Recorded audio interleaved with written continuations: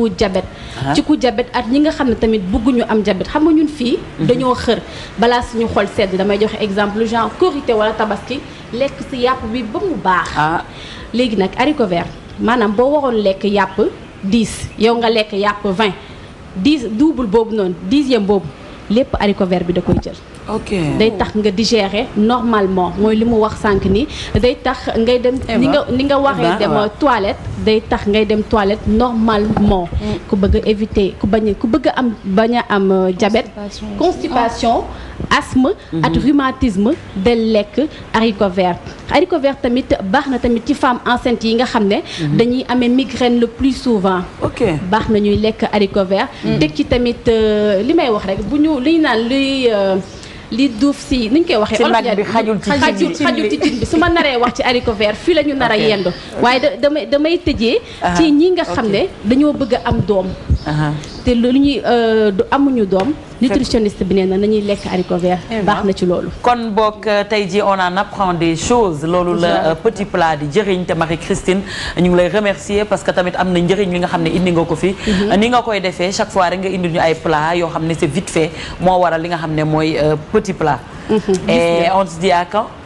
lundi incha allah ma ñëwaat at beneen plat bu neex mais d'ici là dama leen di wax manger bien. pour mieux vivre taamu leen lekk bu baax am dund su sell lundi ak jàmm incha allah. Merci beaucoup Marie-Christine xam naa dañuy continuer ak Mado côté fun and fashion elle est très très fashion ak sa collier bu nice. merci c'est gentil.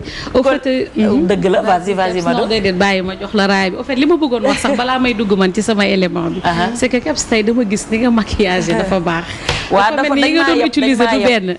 dañ maa yeb te ki ma yeb Awa Ndaw borom Latifa. dëggantaan waaw trousse la ma defal trousse.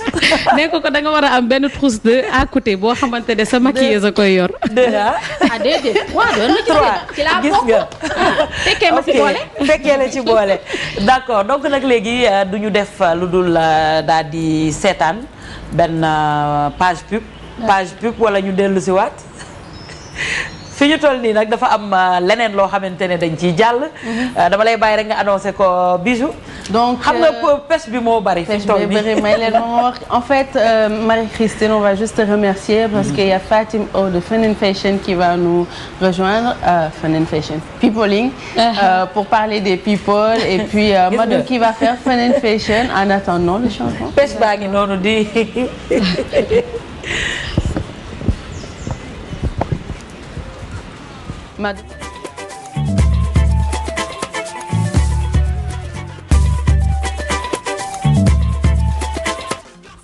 Moi aujourd'hui dans votre rubrique Fun and Fashion donc j'espère que ça vous a fait plaisir, ça vous a plu et puis je compte vous entendre très bientôt et puis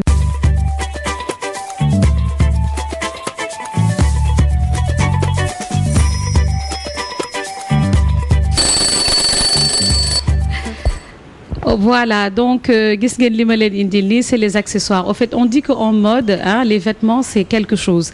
Mais il faut pas oublier aussi les accessoires. Les accessoires c'est vraiment quelque chose. Moi, je me dis que accessoire c'est l'accessoire c'est indispensable pour ci sañse. Donc looloo taxoon ma dem choisir leen ay quelques accessoires chez Monique d'ailleurs, c'est une Ivoirienne qui est venue des États-Unis. J'en profite pour lui faire un petit coucou matinal. Donc on est allé la voir, elle nous a expliqué, elle nous a proposé les accessoires qu'elle avait yi xew ci jamono. Elle nous a montré des lunettes, des plein de choses bàyyiwul sax ba porte-monnaie et tout. Parce que les gens parfois ils s'habillent mais ils oublient quand même que l'accessoire c'est quelque chose de vraiment indispensable ci sañse parce que moom mooy génne sañse. dafa mel ni tey bon oui vas-y Bijou. En fait dama gis y avait plusieurs couleurs ci accessoires yi mu la woon. léegi man dama bëggoon xam naka nga koy agencé booy solo lan nga war a booleeg lan parce que mënoo jël yëpp taxandoo leen. Oui, bien sûr. Au fait, il faut savoir déjà lenn li c'est le goût. Il faut avoir le goût. Mais donc il faut avoir le goût. C'est bon. Allô, ñu ngi may dégg wala. C'est bon. Voilà, ok. Donc c'est juste pour dire que pour loolu c'est simple. Déjà il faut savoir le goût, savoir mélanger les couleurs. Xam nan nga koy tegee ak nan nga koy solee. Et puis faut pas trop en mettre aussi. C'est comme quelqu'un qui met une belle robe noire avec de hauts talons. C'est bien d'accessoriser. Nga jël un collier, tu le mets à ton cou. Parce que le collier c'est quelque chose boo xamante ni ça égaye le visage, ça donne une lumière. Donc tu peux mettre un collier simple ou bien un collier comme celui-là. Tu vois, ça éclaircit, ça donne un éclat même au visage. Voilà, léegi boo paree nag nga jël sa benn bracelet, parce que faut pas oublier aussi que c'est pas que les colliers. Il y a les boucles d'oreilles, il y a les bracelets. Donc nga jël sa benn boucle comme sama boss bi aussi teg ko ci jël sa ay quelques bracelets, mettre ko en valeur quoi. Donc c'est surtout savoir choisir les couleurs bijoux. Accessoires, c'est pas seulement ay bijoux ak yooyu, sac ci la bokk. Exactement. Foulard, il y a plein de choses. Voilà, c'est vrai Kebs.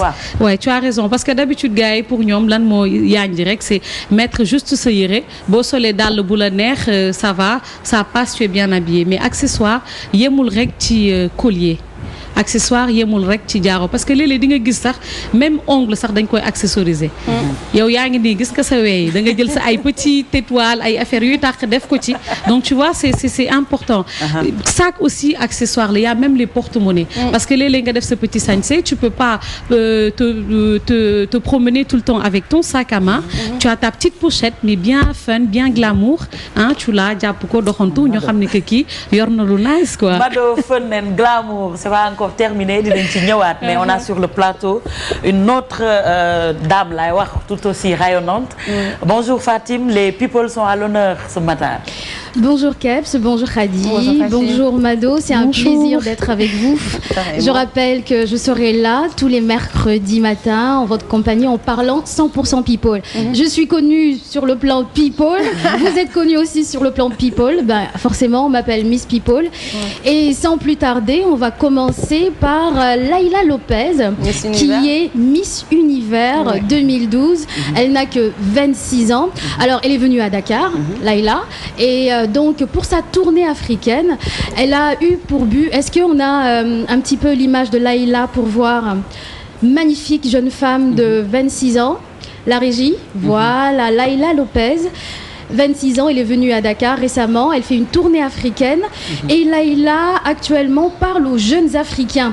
Elle a pour objectif de sensibiliser ces jeunes Africains-là pour leur demander de développer l'Afrique. Comment? Par l'éducation et la formation. Elle dit aussi que côté santé, il faut que les jeunes soient plus conscients, soient plus responsables par rapport au VIH/SIDA et qu'il ne fallait pas aussi que ces jeunes, rejettent les gens qui ont déjà le VIH/SIDA. Et on a vu à la télé récemment qu'il y avait une grande campagne, voilà, il y avait des comédiens à Dakar qui faisaient cette sensibilisation-là. Ne rejetez pas les gens qui avaient le VIH/SIDA. Et elle véhicule, voilà, le même message. Partout en Afrique. Voilà, partout en Afrique. Un petit peu des Miss qui à chaque fois dans leur discours disent oui, je veux la paix dans le monde, des choses comme ça. Elle, au moins, elle fait quelque chose de concret.